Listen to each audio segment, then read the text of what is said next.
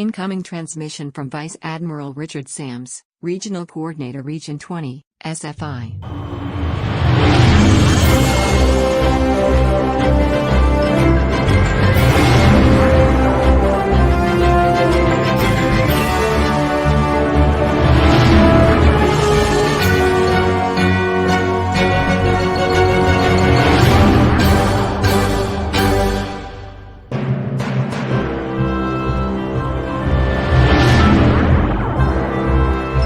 Command codes verified.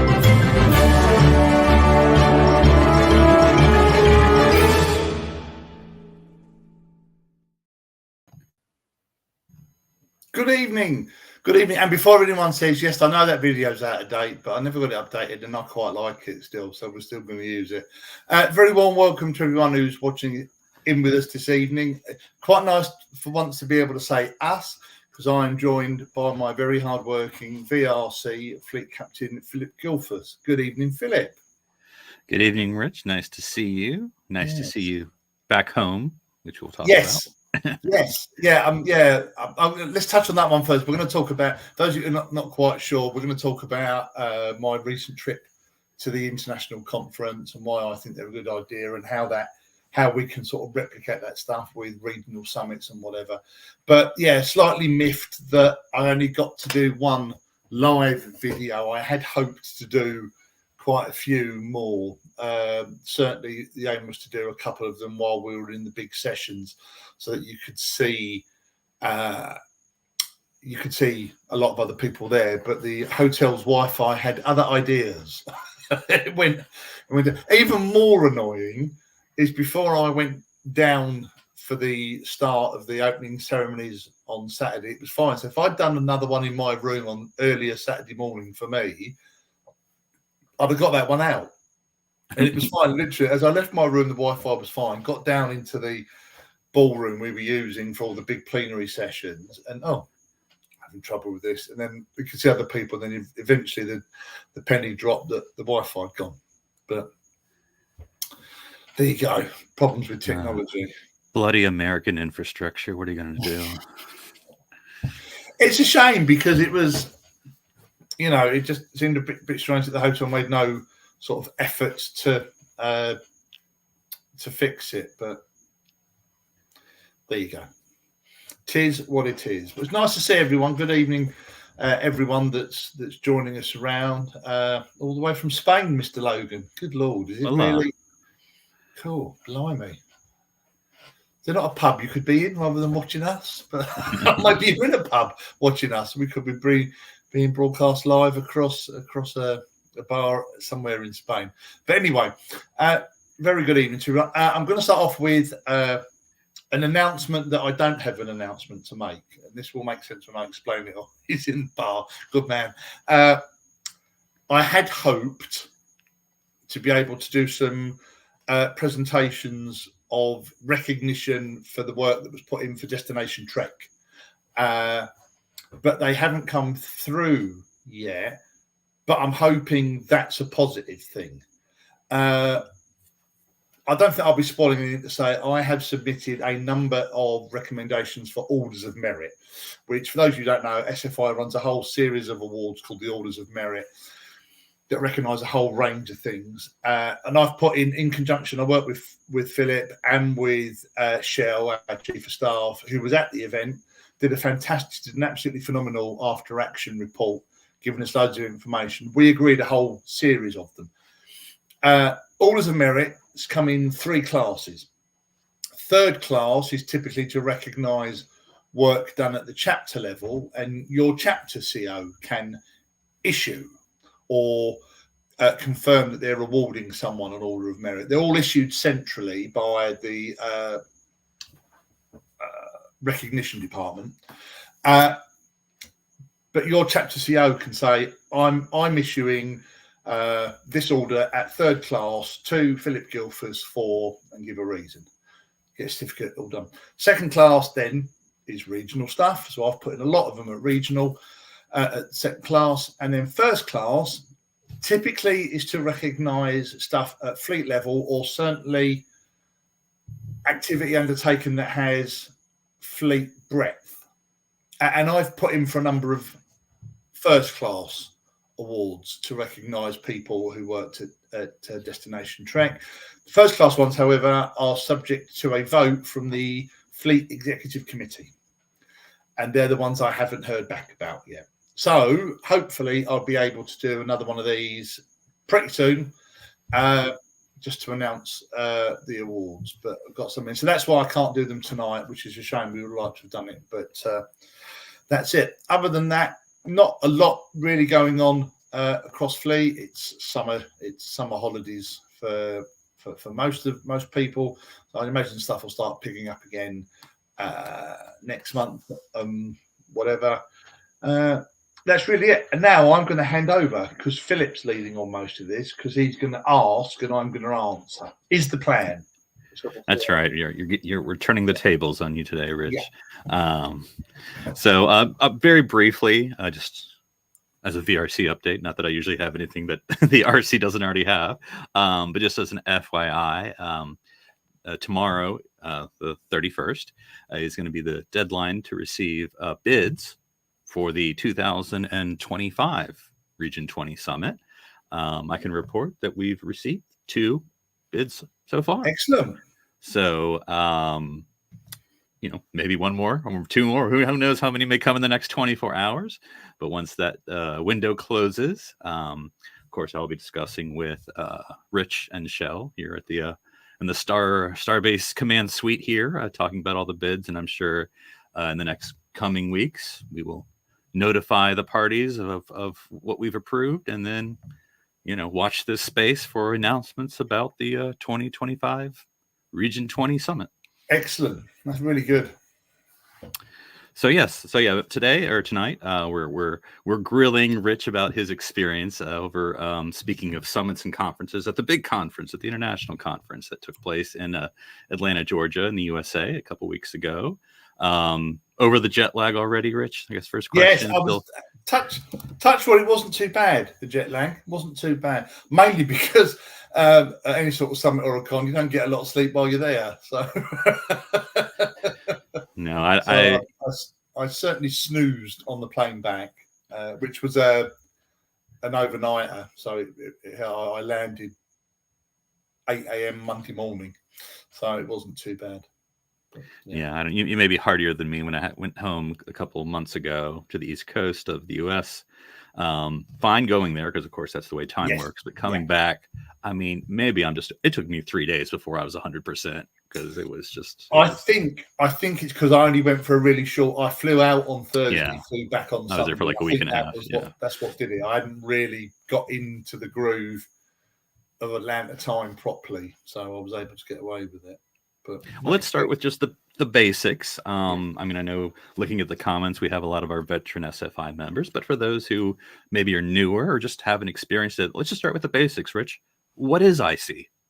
Okay, so IC, so it covers 2 things. The main reason for IC is to enable the corporation that is SFI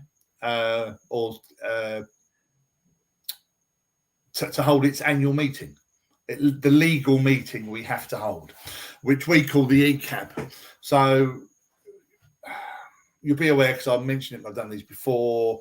I'm Region 20's rep on the Admiralty Board, which is the board of directors. And that's a whole other one of these, talking about the dual faces of the Admiralty Board. 1, I'm the region's rep. 2, I'm a legally responsible director of the corporation. But we have a meeting with the executive committee, which is all of the CS's heads of team. So the CS, the VCS, and then the fleet, the chief of ops, chief of comms, chief of educational services, chief finance officer. And we have a big meeting, and we do it's like a board meeting. So you have updates and bits and bobs. So that's why it happens. And so it's been framed around a summit. Essentially, it's called the International Conference. Discussion, queried before. Technically, this one was an international conference because I was there. So I ticked the box. But yeah, no, it's usually one of these things. So Region 20 is what now? 10, 11 or so years old in its current iteration. And we're the largest non-US region. So because of that, because SFI has been going 50 years, as we're celebrating this year, they've always been held in the States. You know, there's a whole other discussion there about holding it outside. And one of the reasons why we're keen to get the regional summits going again, because if we get enough support for that, we could then look at maybe thinking about holding one. It happened again this time. It happened last time I went to RC. It happened this time. You get the order of questions is, for those I hadn't met before, it goes, did you really come all the way from the UK? Are you mad? And we'd love to come to the UK for an IC. And it follows that flow. Anyone who, so Scott Peter or Teresa Bristow from Region 20 who've been to ICs as well, they will, I know, will back me up that that's the flow of the questions. It's how it goes. But yeah, so it's it. So it's the annual meeting, but so it's had framed around that, a chance to meet up and catch up. And because now we're expanding out more with the auxiliaries. So at the same time, the Marine Corps holds its international muster and its mess dinner at IC. Starfleet Special Ops had their annual session, their annual conclave. I was trying to get the right word. Their annual conclave at IC.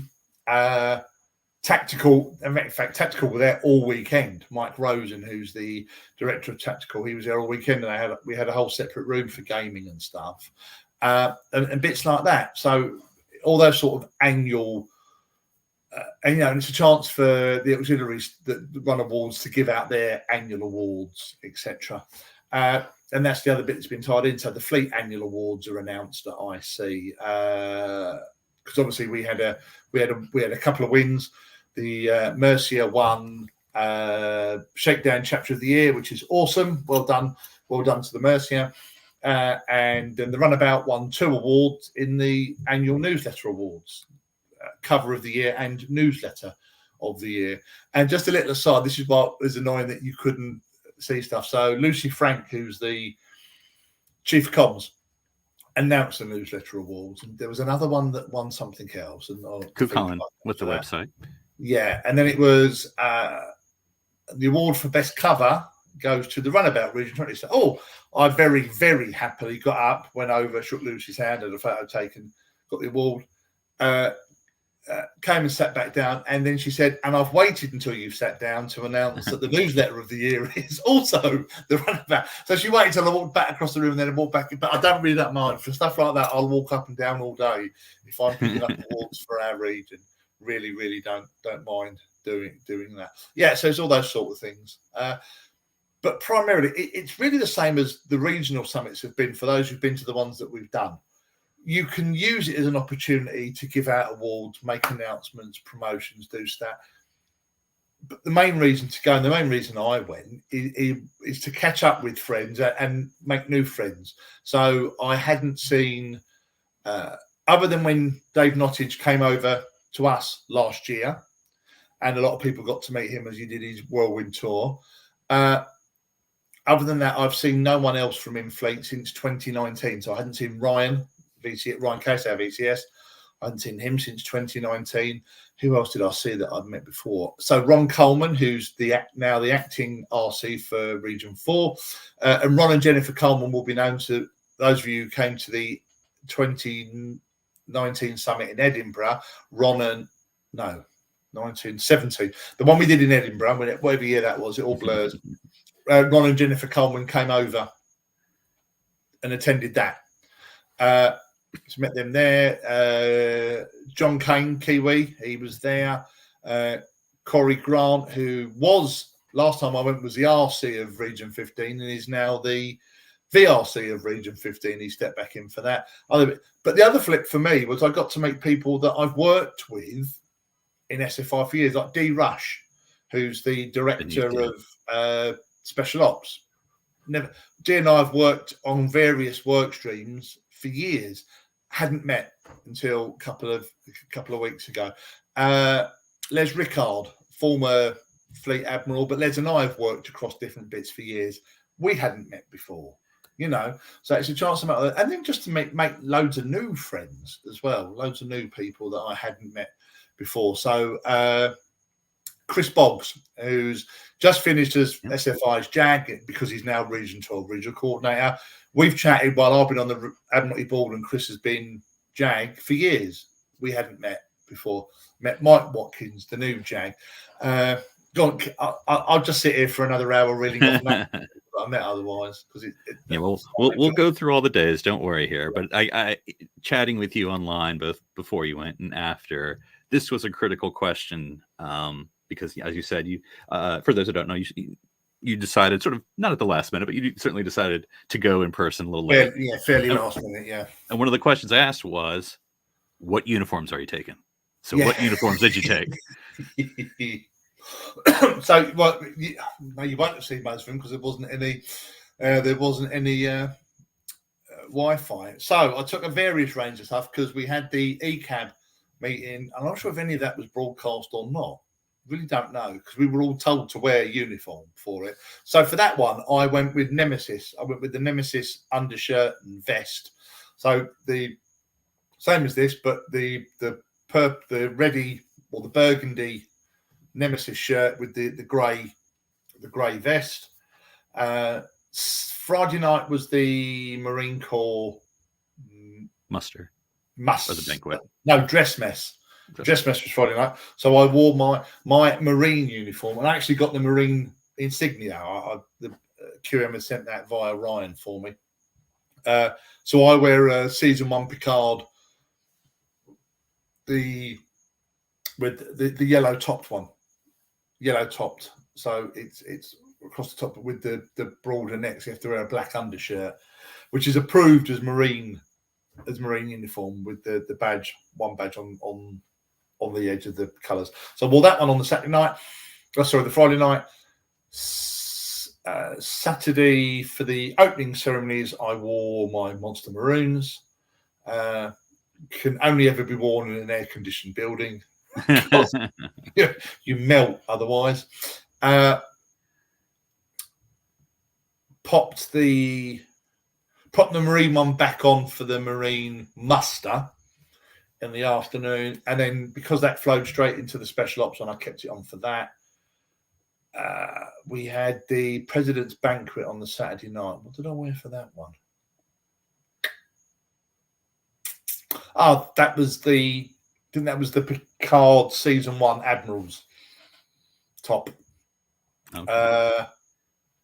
And then that was it, because Sunday morning was much more casual. So I wore this vest, but with just over a t-shirt. So I took I think it was 5 uniforms I took. It was the vast majority of my luggage, or the vast majority of the clothes that were in my case were Trek uniforms. It was all Trek uniforms and Trek t-shirts with one pair of trousers and a couple of pairs of shorts, because that was it.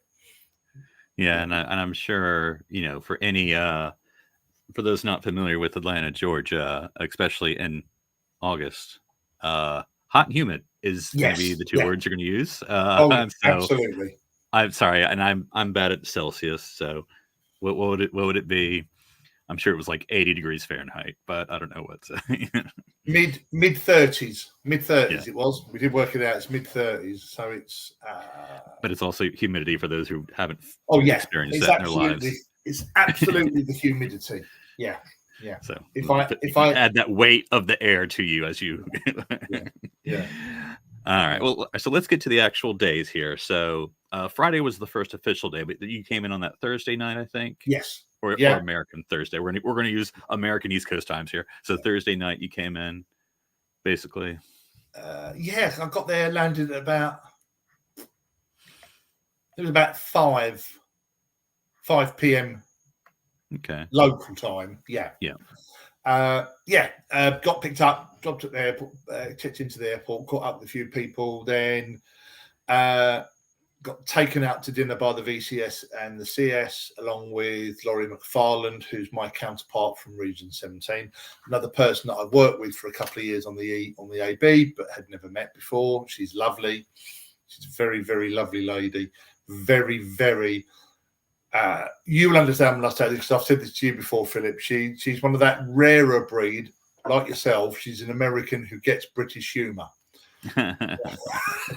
she has an understanding of the concept of irony, which can be lacking with some Sometimes Americans. it goes above the head of some. No, she's lovely. So we went out for dinner Thursday night, and then it was it's a great thing because we were saying about the flying. It just means that Thursday for me was a long day. It's about a 21 hour. Especially with the time change, yeah. Yes, yeah. That's fine because then it just helps me. Saying that though, so I fully expected, right, this is it, because I'd set an alarm for 6:30 because I was meeting the CS for breakfast at 7 on Friday morning because the E-cab started at 8:30. Went to bed at about 11, half 11. And woke up at 3:30. But then it wasn't just one of these wake up, oh, it's 3:30, oh, great. No, it was ping, oh, I'll be awake then. So I caught up with some SFI emails and did some bits and pieces. And that's why I banged straight in with the one live video that I did do. I did that before I went to breakfast on the Friday morning. Yeah, so that was the Thursday was just the general people who'd arrived early that I did were just catching up and meeting people. All right, so for the Friday, and I'll just sort of go what was on the schedule, and you can either give the highlights or lowlights or whatever. But for Friday, as you said, the ECAB meeting, and for those, that's the Executive Committee Admiralty Board meeting. So that's the, I don't want to say boring, but that's the business. I'll say that the business meeting, because I was there virtually, so I was there. Yeah. You had the Marine Banquet and Dressmess that you talked about. So I guess before we get to maybe those events, but when you arrived throughout the day, what was the hotel like? I mean, it was obviously all right for any of you who've been to any sort of conference, certainly like an airport hotel. They're all very similar, But the hotel, actually, I was slightly trepidatious, I think, because when I booked the room and looked at the online reviews, and they weren't great. I'll be honest, they really weren't great at all, but it was fine. I had no problems at all. The hotel, it was ticked all my usual boxes. It was spotlessly clean. Everywhere was spotlessly clean. Importantly, given it was Atlanta, the air conditioning worked, except really weird, really, really weird. Great aircon in the room that you could adjust, whatever. Great aircon in all the common areas of the hotel and in the conference rooms we were using.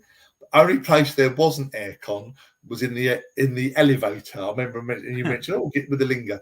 The lifts, there was no aircon in the lift. So you got out your room was nice and cool. Walked on the corridor, nice and cool. Literally, the doors open. It was like, bing. Okay, well, we're going straight to hell. Literally going straight to hell.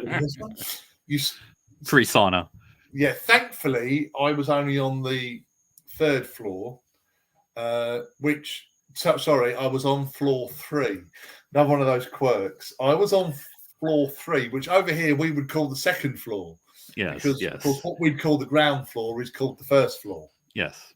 In the States, because I didn't make that mistake this time. Did that last time I was in the States. Hit the lowest button and ended up in the service corridor for the hotel. I was in. Yeah.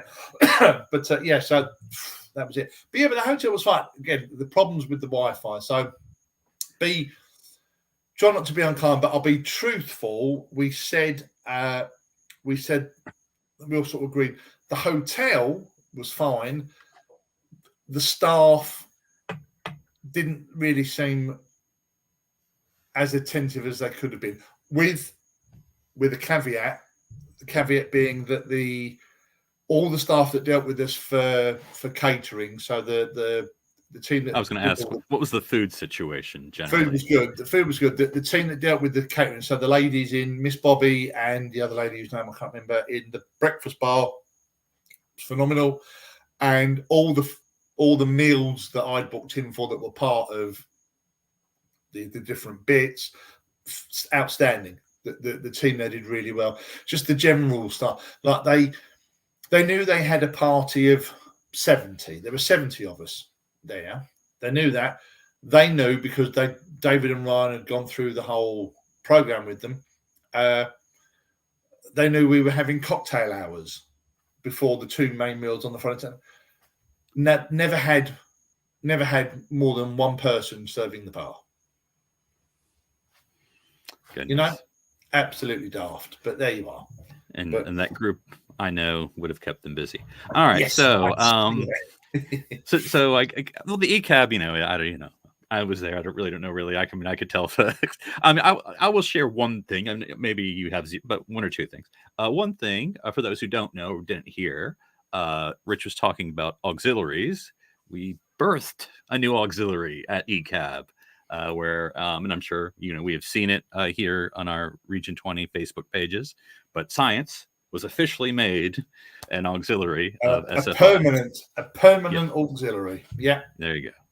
Brilliant. So that was sort of one notable event. There was other stuff, but that was sort of the headline that I got from the meeting, other than usual stuff. So, you'd have seen, I think if you attended the virtual IC and we got one at the in-person one, there were demos about the database and how that's going slowly, but it is coming on. So but surely. But that was the big one. The other one, which I can now actually, COs and XOs come on to, and I will be putting something up in our Radmulti board group this weekend, because now the minutes have come out from the VRC. An update on the ongoing discussions about the ongoing discussions with Paramount about copyright and IP bits and bobs. That was the other big ticket. That's a whole other video. We're keeping this fun. Now, what about, because I'm not a Marine, so I'm totally ignorant, but that Friday was the Marine dress mess and banquet. What was that like? Yeah, really nice. So again, they now, it was led by Chris Boggs, who I mentioned earlier. Chris is also the Deputy Commandant for the Marine Corps. Ed Tunis, the Commandant, was planning to come, but something had cropped up and he wasn't able to come for the weekend. That's nice. So they did some awards and whatever, and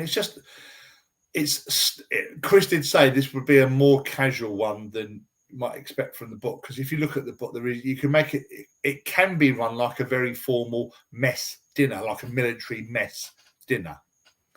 But I think Chris called it absolutely right, in so much as it wasn't really that sort of crowd.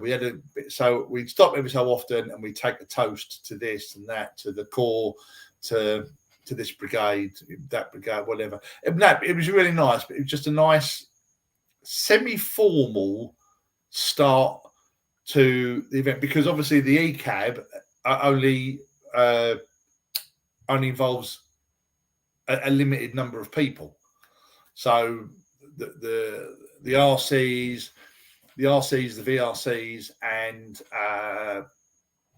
the ECAB members and the auxiliary leads and whatever. I'm just going to jump in. I'm just going to answer one of the questions, because I see Mark Logan, who was Surgeon General for Starfleet Medical when that became a permanent auxiliary. So at the time,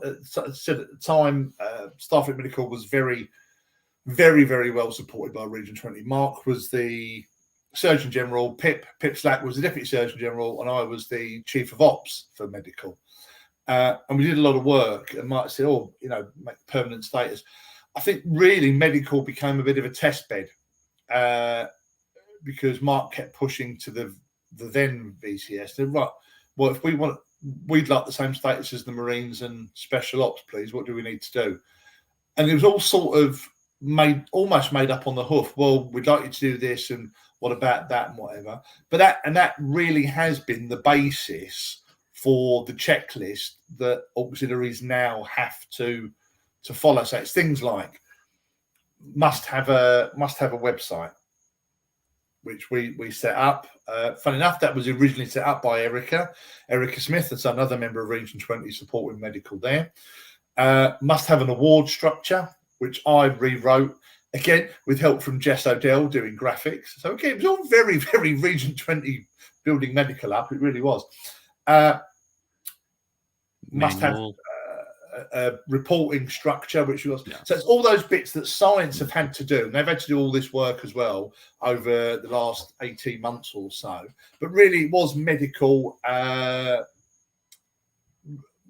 Really was medical that set the, not so much set the standard, but gave the indication of the sort of things that would be necessary. Set the precedent.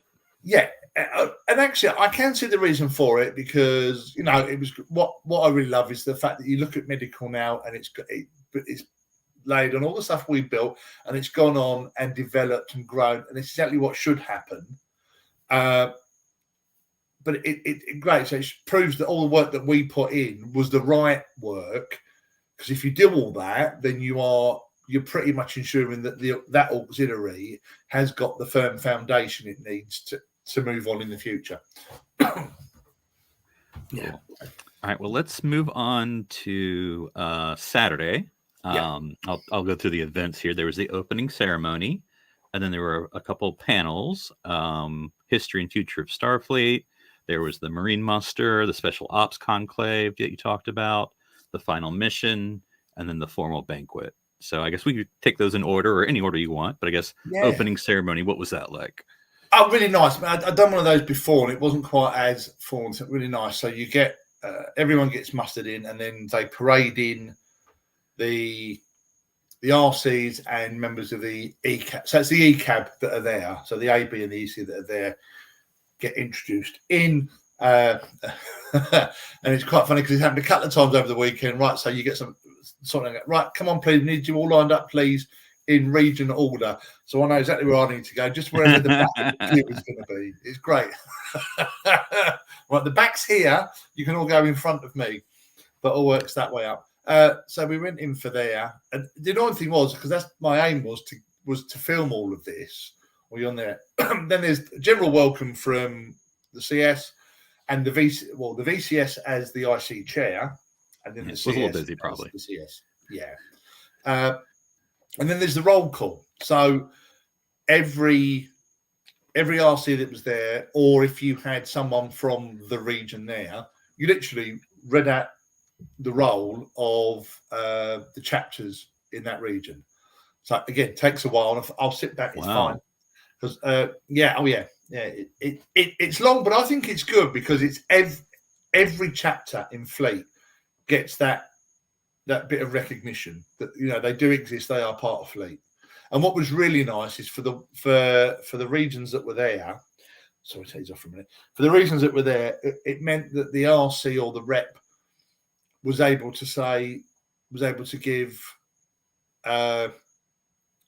a little bit more content, could give more context. Like, so if there was, I can't remember which region it was, but there was literally a chapter that launched about a fortnight before IC. So, and it was great, and Ryan had picked up that it was on the list of them. So it was great that they got the absolutely. If we'd held IC a month earlier, they wouldn't have been on the list. They were that new, straight out the box. Nothing on the ship because it's all getting fitted on Tuesday. It was really good. And then so I stood up and did ours and made a couple of points, which I'll remember. So you get through, and then of course it's all done alphabetically. So it starts off with ours, and then what was nice is it noted where applicable which chapter was the flagship of the region.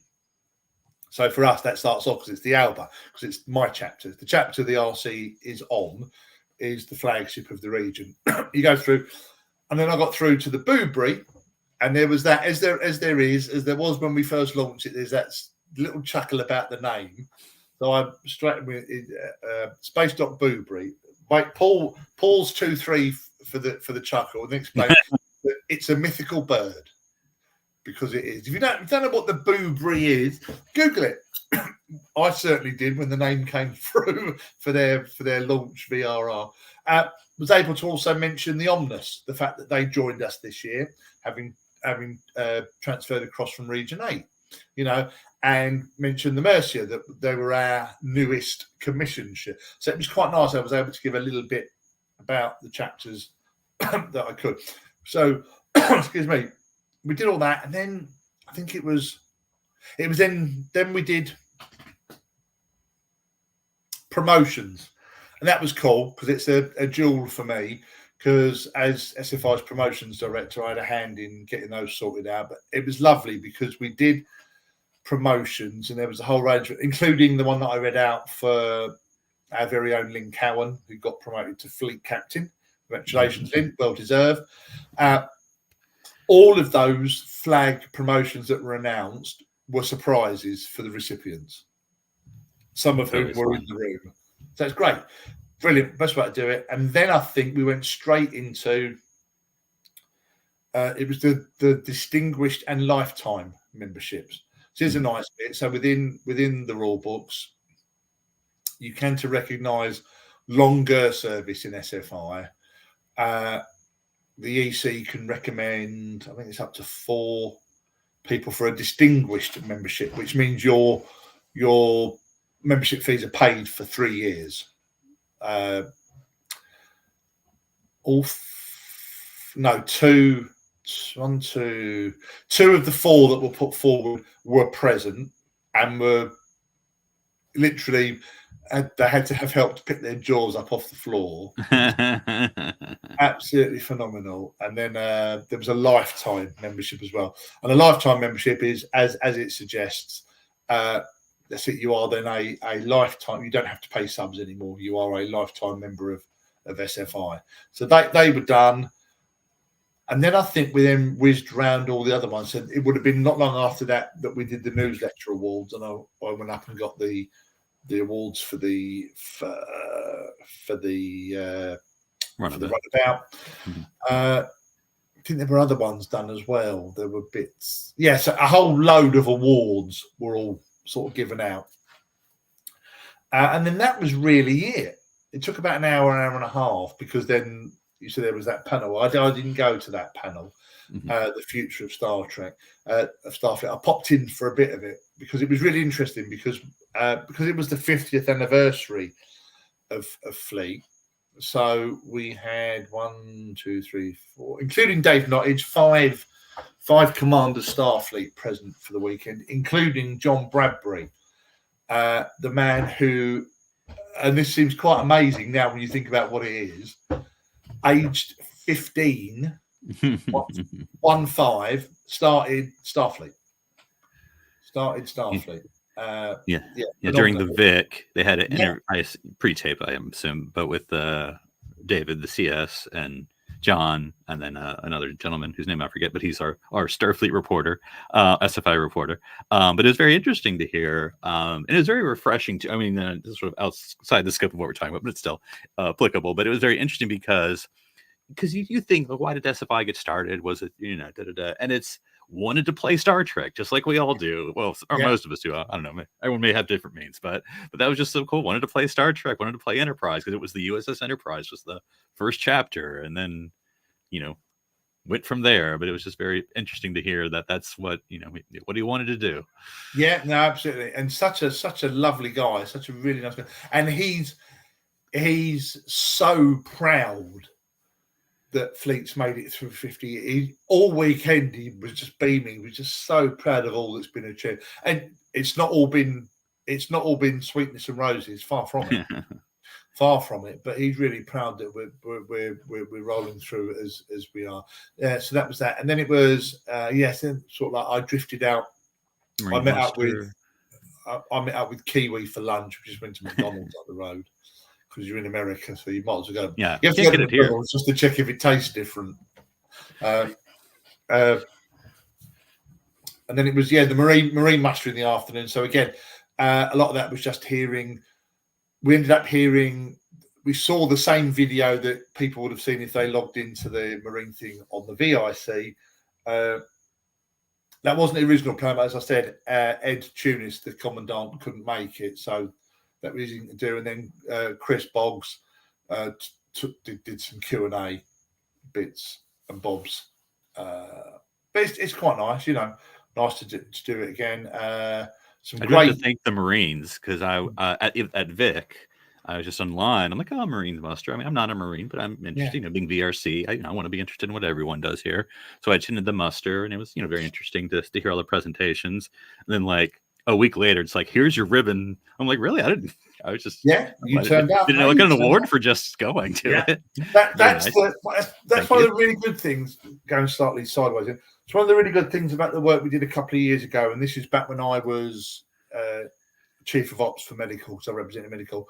We had a group set up to look at all the awards, and whereas in the past we had things that were just medical, just special ops, just Marines, a lot of them now are open to anyone across just by taking part. So you don't have to be signed up to this particular auxiliary or that and whatever to be eligible for the awards. So that's good. It's great. I'm glad you got your ones. Yeah, it was really good. International service. I forget what it was. Yeah, that's the international service one. Yeah. Yeah, that's good. And that's been one of the positives, not bonuses, one of the positives of having to move to online because of COVID and whatever. In the past, you only ever got the International Service Award if you were at the IC. So there were very few people. There were only a select few people that had it. Now there are lots more people who've got that particular ribbon, got that award. It's good. And then not to take the vibe down, but I heard, because I think they posted the video, but I'm sure it was better in person. Well, I say better, more meaningful in person. And I heard it was very well done, but that was the final mission. How was that? Yeah, it's lovely. I mean, it's the second time I've seen it, so it's very, very poignant. So it's for those who don't know. Sorry, if those don't know. So what another thing that happened at IC, and it has happened at VIC, albeit done very well when there were restrictions on. It's an opportunity to remember anyone from Fleet who has moved into the final frontier in the previous year. And then at the end of the list of SFI members, we also remember notable, so any Trek actors, and then more widely sci-fi actors or anyone in the field that, so like scientists that would have been working on stuff that we can see was relevant to Trek, that sort of thing, all that sort of thing. Like John Trimble, I don't know if they mentioned. Yeah. Oh, well, John was a member. Because Bo is still. So what happens is there is a group, and it's done. If you remember Star Trek Into Darkness, at the very end of the film, and they're all at Fleet HQ, and there is the flag folding, which is done. Just as an aside, the actors who did that flag folding in Darkness were actually US Marines. Or former US Marines. I can't remember exactly, but they were all, so they had done it. So there was a team that did all that. What was really nice this year was that DJ, who organises it all, she came up with the idea a few years ago, and she does it. She'd had all of the regional logos printed out on not A4, it would have been letters, but on the size of a piece of paper, you could hold it. And all of us, they got someone from each region or someone to be the rep for that region. We all lined one side of the room, holding them all, so that as they processed in with the flag and then did all the folding, it was all done. And then at the very end, the head of that contingent, the flag is all folded, beautifully done, passed over. Then it's walked up and it's presented to the CS. So a first here, this was a first as well. The presentation to the CS was made by a former CS. It was Les Rickard who made the presentation. And I'm getting choked talking about it now because there were a couple of poignant names in it for me. Probably first and foremost, Mary Kane, John's wife, who passed away in April or May of this year. But other names of people I'd known through Fleet. It's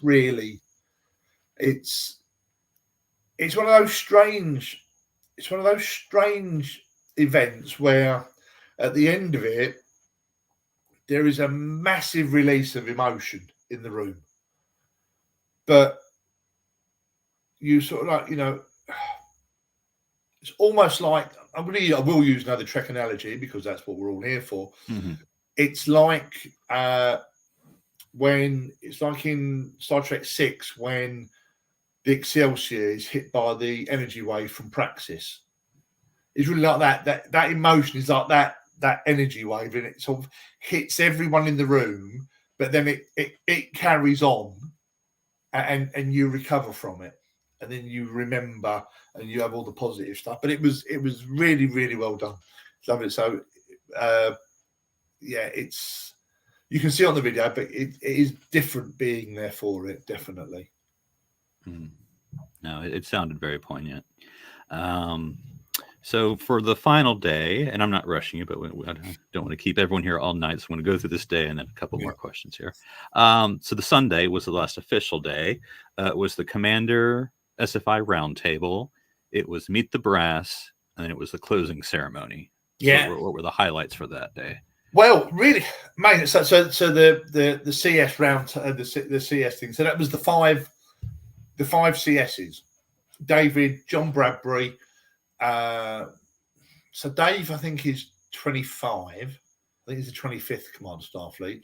John was obviously number one, and it's quite nice actually because you got Les Rickard, Mike Malott, and oh Lord, her name's gone completely out of my head. Mandy Livingston, who respectively were 11, 12, and 13.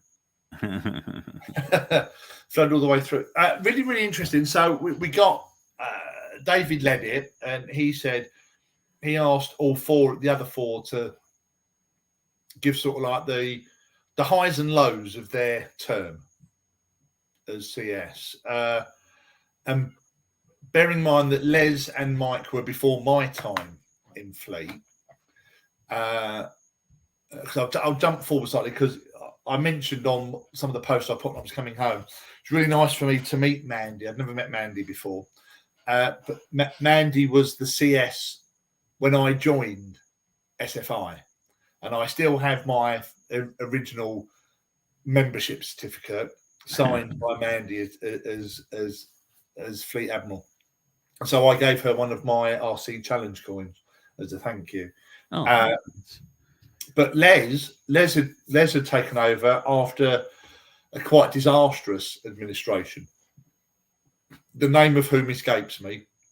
But yeah, like seriously, like, wow, we're lucky we're still here. Level disastrous. So he said he spent, and bearing in mind back then when Les and Mike were with CS, it was a 2-year term, but you could run for a second one straight away if you wanted to. So Les spent most of his 2 years getting Fleet back up on its feet. And then Mike said, and because of that, he said, this sounds strange, but I'm actually quite thankful that no one really remembers my term because it was really quiet compared to Les's. It was just stabilisation. Really. But as part of that, what they had brought in then was they changed it. So the CS and VCS term was 3 years, but you could only do it once. Sorry, you could do it. You could do it once, but then you had to have a break, and you could run for a second one. You couldn't do 2 concurrent terms anymore. And so Mandy was the first CS to do that, but then she had some issues, and she stepped down after 22 months, and Les picked up the rest of that term. But yeah, so really interesting. But then, and this, apologies because this will bring the vibe down slightly, but I think it's really important that people are aware of this. I had an idea, but when you hear it, so David asked the question. He said, not to John. He said it won't apply to you, thankfully, but he asked the other 3. He said, if did you? Oh, sorry. Please put your hand up if during your term as CS you received any death threats. And all four of them, because David put his hand up as well. All four put their hands up. Absolutely blew me away. Absolutely blew me away. You know, at the end of the day, it can get quite heated and whatever, but this is supposed to be fun. It's a fan club. You know, to hear that some people are that, I don't know what you do, focused, obsessive. Yeah. Damn right, not right in the head about it. But yeah, it completely blew me away. Completely blew me away. And what was even more shocking was that the four of them, because Dave did the same, it was, yeah. Dave did point out, actually, different. You can blow a lot of it.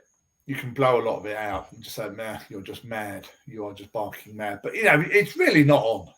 We're all volunteers, and you get some of that. But I just wanted to mention it because it was so bad, it had to be recognised. But no, really, really interesting. And they all said they're all really proud of Fleet, what it's doing now, to see how it goes on, to see that their legacy still moves on.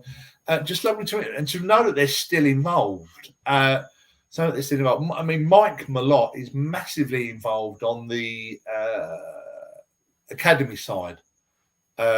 Certainly for the Marine. He's now the superintendent of the Marine training facility, because they've stopped this year having a separate Marine Academy and Starfleet Academy. It's all under Starfleet Academy with the Marine training educational services. Yes, it's all under educational services. Yeah. So it was really, really, really fascinating to hear what was different about each of their terms of office, but what was the same for all of them. Run all the way through. So then straight after that, we swapped around. We did meet the brass. So that was any member of the AEB or ECAB or the EC that was still there. We got set up at the front. So yours truly was sat at the end of the table because I'm going to go at the end because it's number 20. So I'll go at the end. I know my plans. As I've always pointed out, at AB meetings, Region 20, the strongest region in the fleet because we support all the others, pushing them all up from the bottom. And just people just ask just general questions. What would you say? What do you find is different? I said, as people in Region 20 will know, one of my big pushes during my time as RC has been to point out that international is in the name. We are the largest international region in fleet. I'm not entirely sure as of today, but certainly for a good while, we've been the second largest region in fleet behind Region 1. I think we might be second or third or maybe fourth. It's all very tight up there now. But we more than hold our own on the international stage. Just to recognise that, and things have got a lot better. I've mentioned to you before, for those who don't know. So since I've been RC for 8 years, and when I started as RC, the Admiralty Board meetings, which have always been done like on Zoom or variations thereof, I would be getting up at 3 a.m. our time to dial in to a meeting. Whatever. That's changed over the last few years, and we've now settled on probably the best compromise that there is, that it's either 9 or 10 o'clock for us, isn't it? Depending on whether we're on British summertime or not, which works out 10 or 11 o'clock for Region 9 and Region 8, 7 or 8 o'clock the next morning for Region 11, which is Australia and New Zealand, and then various points of Saturday afternoon for everyone in America. So it's quite settle, but that's the better option. So it's things like that we push through. So that's where I sort of mentioned that that's been what I'm pleased about, and that there is. And what I did highlight to everyone there, because I know it's been said by everyone over here, I said if any of you are coming over to the UK or to Ireland for a holiday, please contact me, let me know. and I'll pass it around, because if you happen to be anywhere where we have one of our chapters, I know that our crews, if they can, will meet up with people from across Fleet. So I'll put that out there on behalf of the region to say, if you're coming, I said, by all means use me as the starting point, and then I'll steer you. So if they're going to be in London, I work in London still. We've got people who could get into London to meet people up. If they're going to Edinburgh, if they're going to Ireland, to Dublin, we've got people pretty much spread across a lot of the country. So we can, where we can, we'll meet and greet. But no, so that was that. And then the closing ceremony was very much that. We had I don't think it's not listed in there, I don't think, but we had a demonstration of the database from Chris Paul. He did a Q&A bit. And then the closing ceremony, just very low key. Just thank you very much for coming, and safe journeys home. And then I pretty much then helped clear up a bit, and then had to get away over to the airport. All right. As not a few more questions. So we heard about the uniforms you wore. Now, this is not a convention; it's a conference. But were there any interesting uniforms or cosplays that you saw, or was everyone just pretty? No, there were some fantastic ones. Hold on, I think it's the USS Zavala, which is Lucy Frank's own chapter from Region 3. They had a big contingent there. They've really gone for it. I mean, they've got a very strong Marine strike group in MSG on there.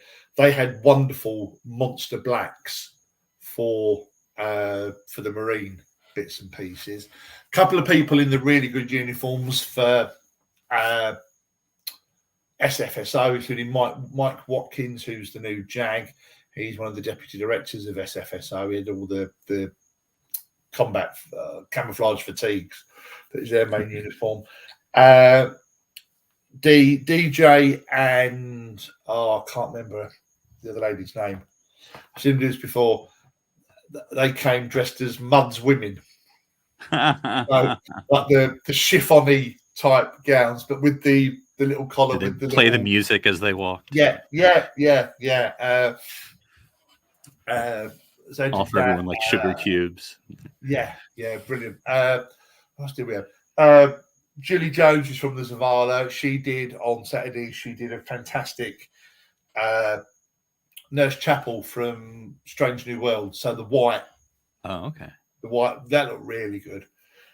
What else did we have? Quite a few Monster Maroons there. So one guy, Brian. Don't see if it good. Everyone does Monster Maroons like I do. You do it as the white, as the command ones and whatever. But he did his as special ops. So it's navy blue. Yeah, it's not light. It's like a navy blue. And with the white shoulder strap like you've got, but with it was a blue shoulder strap. Oh, okay, yeah. But with the white flash, because he's the leader of their special ops unit. So little twists like that. But good. Oh. What was actually really good was seeing everyone in all of the Trek T-shirts and stuff in the dress down bits. They were quite cool. I took a whole selection, but some really nice chapter T-shirts and polo shirts from some of the teams. And there was a big contingent from the USS San Juan, who were based in Puerto Rico. They look really smart as well. So that's just really nice. And the great thing is, because it's not a convention, there's no dress code as such. Everyone wears the bits of Trek stuff that they like the most, which is really good. Yeah, and one thing you've been saying, I mean, or what you didn't, not explicitly, but one of the questions I was thinking, like, well, okay, was this just like the admirals? But like, it sounds like it was, not regular members, but it was like, non-admirals were also there, just regular SFI members as well. Yeah, people from all levels. I can't think of the word. Not just RCs and ECABs. People who've been involved for 6 months, through to people like John Bradbury who've been involved right from the start. Yeah, there's a whole raft of experience and ranks and bits and pieces that way around. No, it's really it's a nice leveler in that respect. Yeah. All right. All right. So this was something you kind of posed at the beginning when we started this program. So I'm going to sort of end with a couple of these thoughts or questions here. So, in the future, having been to an IC in person, I mean, I know it's not your only one. Is this something Region 20 could do? I really think we could. It would take a big commitment from across the region. We've had varying numbers at regional summits before, but what you're really looking at is that, for want of a better phrase, you have to really put a bit of a punt out to host an IC, in so much as we had 70 there, which is by far the biggest there's been in the last 5 in-person RCs. I absolutely think a lot of that was because it was the first post-COVID one we've managed to do. So main reason I went, so I think there was a push for that. There is also undeniably the fact that there are a large number of American members who don't have a passport, have never left the States, probably wouldn't. Counter that with nearly everyone who was there who said, if I haven't, I will get a passport. I want to come to the UK. This seems a great reason to come, and a lot of them are saying they would use coming to Region 20 for IC as the springboard, either for the start of a holiday in Europe or at the end of a holiday in Europe. Things like that. So I think it would take a lot of commitment, and what we would need is, I would expect that at least half of the attendees would be from Region 20. So that I don't think it would happen, but I think you have to plan for, right, well, we'll offer it up to everyone, but if no one comes, are we still safe financially in terms of what we would have agreed with the hotel and whatever? So it would take a big commitment from the region, and I think one of the best ways of showing that commitment is for people to get on board with wherever we end up for the summit next year. And a great to you said that there's 2 bids as of today. Who knows what there'll be by tomorrow? So, and I know we don't have to get into it, but I know at the ECAB meeting, because I was there virtually, there was some discussion of should the ICs, should they be every year? Should they be every 3 years? And so I guess it will be discussed in months to come. I certainly think if it's viable, then every year is good, because it's a good opportunity. It does build momentum. I will not be surprised to see some of the people that I met for the first time in Atlanta who are new to Fleet will be more involved because of their experience at IC than maybe they would have been otherwise, because you immediately realise the Fleet is worldwide. Not just because I was there, but because you meet people from different regions and different bits. It's more than just what you're used to in your own locale. And you would lose some of that if they were every 3 years. You could have people who try SFI and realise it's not quite, or they don't think it's for them because they've not experienced a lot, and they could leave before there's another one, realistically. But it is an art. What I think would be nice, but there are massive logistics in this, not least of all that the administration changes. I've always said I would much rather be able to say, okay, well, Region 20, we would commit to do one in 2028 to give people more notice to save up. So do an international one every 4 years or every 3 years, whatever. But yeah, I would hope they are as regular. Certainly no more than every other year. I wouldn't want it any more spaced out than that. Yes, it is a cost. It is a cost. There's no getting away from that. Absolutely no getting away from it. And this goes back to why I would say we need a lot of support from within the region. It is just sheer volume. If we've got, so we had 70 there. So if let's round it up and say if we had if we plan to have 80 people there, at least 40 of which would be from Region 20. And bearing in mind that we're at we're around about the 500 mark for memberships. So, but I know there's a couple of members of Region 20 aren't in Region 20. We've got people in the States, Canada, we've got people in Australia, we've got people all over the globe who are members of Region 20. But even if you say 400, we're looking at getting 10% of the region committing for a weekend. And bearing in mind, this will be the cheapest IC you'd be able to get to because you won't have the airfare. Well, depending. No, tell a lie. You won't have, if you're based in Region 20, you won't have a transatlantic airfare. There you go. Yeah. Yes. Make the caveat because obviously people from Scotland or people from Ireland may well fly to wherever we do it.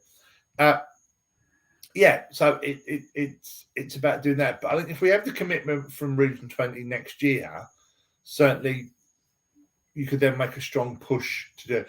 And I have no doubt at all that whoever is CS, if we put in for one, whoever would be the CS and VCS, I think would quite literally bite your arm off to have the kudos of saying they were the CS and VCS when we had our first overseas IC.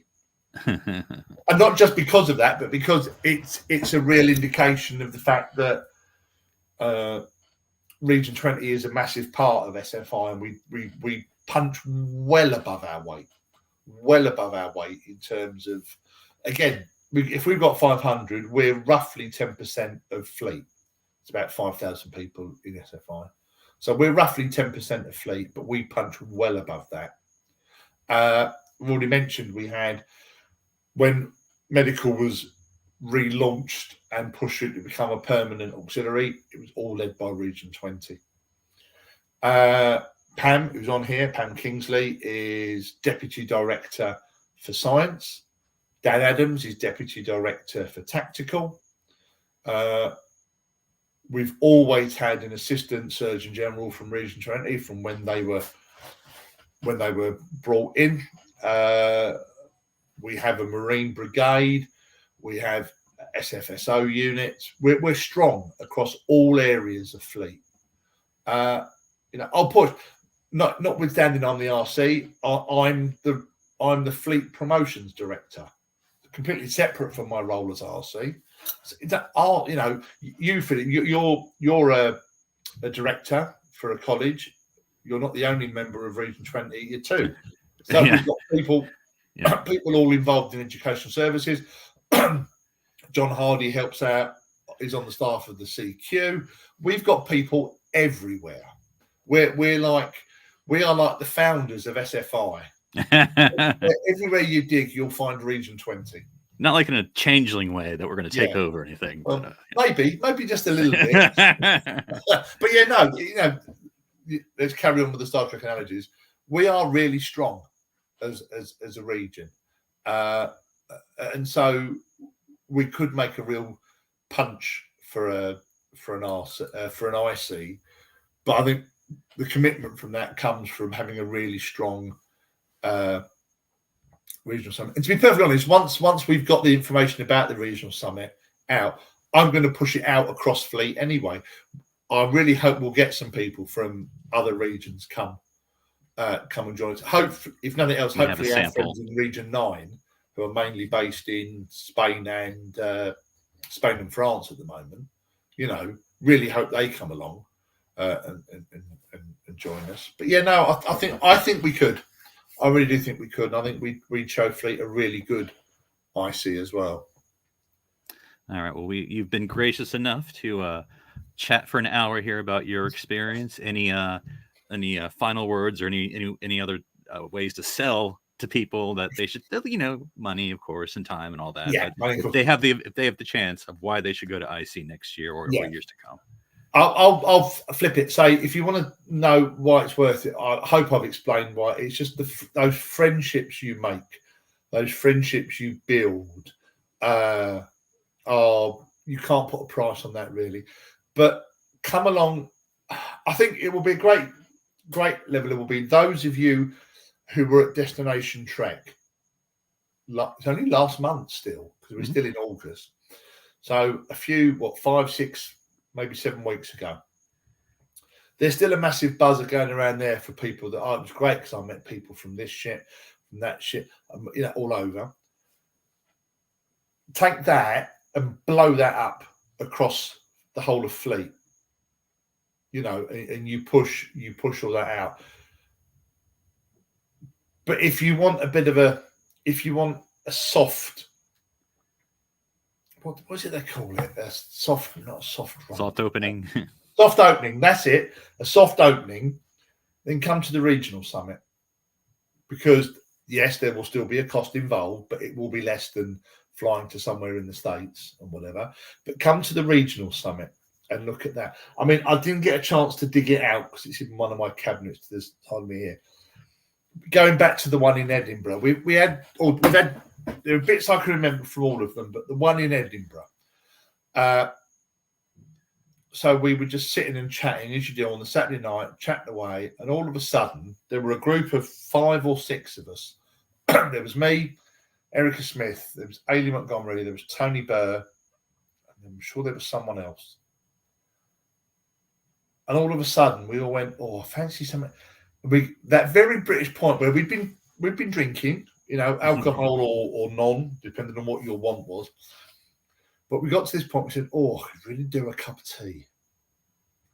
So someone volunteered, it might have been Ailey or Erica, and we nipped into the breakfast room and grabbed a couple of mugs.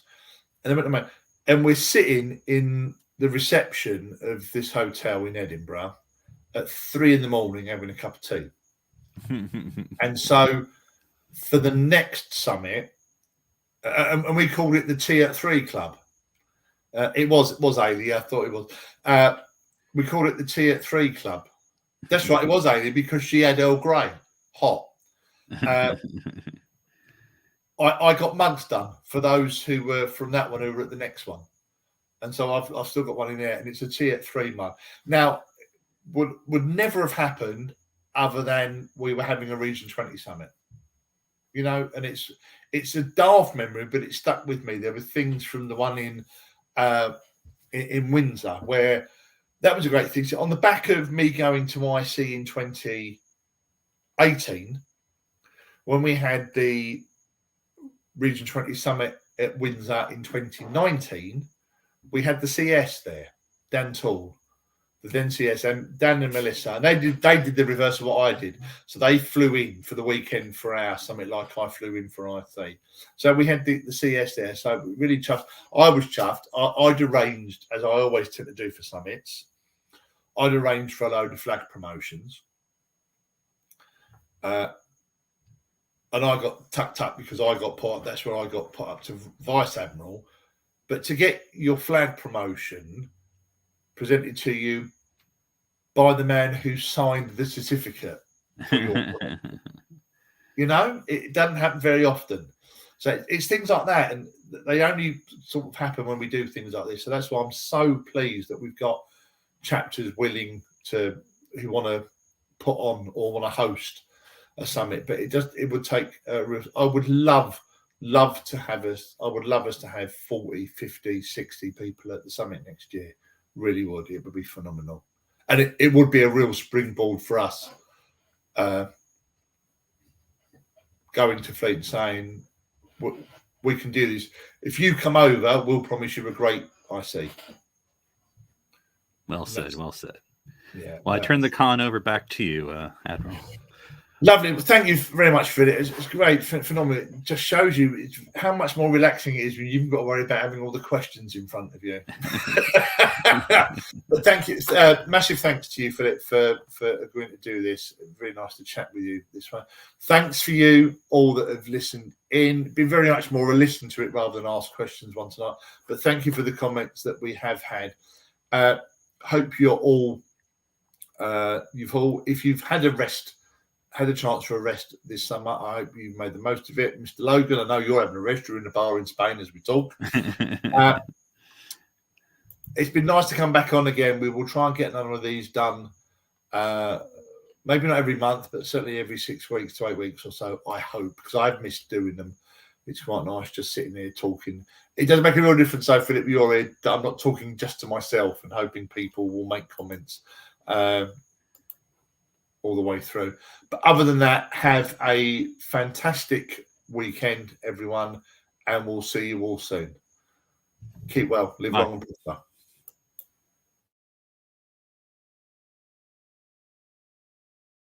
I'm going to sleep this off. Please let me know if there's some other way we can screw up tonight.